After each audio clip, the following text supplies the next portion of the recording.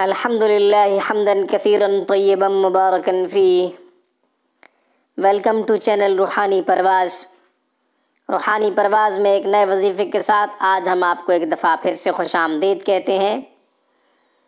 آج کا وظیفہ بہت ہی جامع اکثیر 70 بیماریوں سے شفا اور نجات کا وظیفہ۔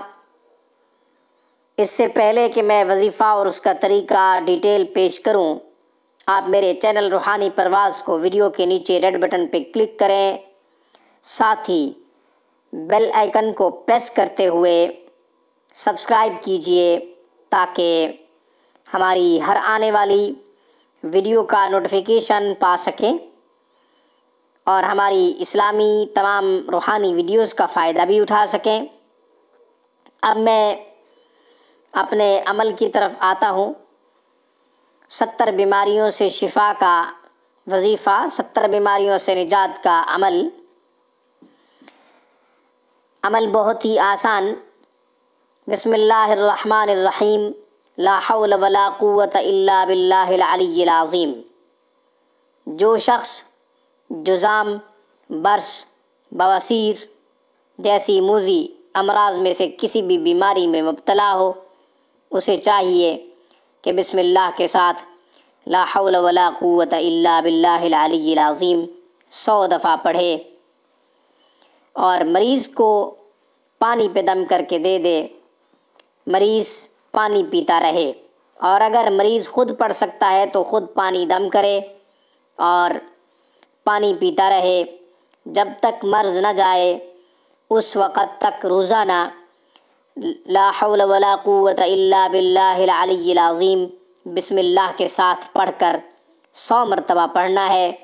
پانی پہ ریگولر دم کرے، ڈیلی دم کرے، پانی پہ دم کر کے پیتا رہے جب تک بیماری نہ جائے، اس وقت تک وظیفے کو جاری رکھے۔ 21 یا 41 دن کی کوئی قید نہیں ہے، اور روزانہ کی بنیاد پہ جو دم کرنا ہے، روزانہ کی بنیاد پہ دم کرنے کا بھی کوئی وقت مقرر نہیں ہے۔ وقت کوئی بھی ہو سکتا ہے جو آپ کے لیے آسان ہو، جب آپ کمفرٹیبل ہوں اس وقت آپ پڑھ سکیں آسانی سے، تو وہی وقت آپ اپنے لیے مقرر کر لیں، چاہے وہ عشاء کے بعد کا ہے، چاہے وہ عصر کے بعد کا ہے، چاہے وہ ظہر یا فجر کے بعد کا ہے، یا ضروری نہیں کہ نمازوں میں سے کسی نماز کے بعد کا وقت ہو۔ جو آپ کے لیے آسان ہے، جو آپ کے لیے مناسب ہے، اس وقت کو اپنے لیے مقرر کر لیں اور اسی وقت پڑھ لیا کریں۔ بسم اللہ کے ساتھ لا حول ولا قوت الا باللہ العلی العظیم 100 دفعہ پڑھ کے پانی پہ دم کریں۔ کسی بھی بیماری میں مبتلا ہیں، 70 بیماریوں سے شفا کا جامع وظیفہ پیش کیا ہے۔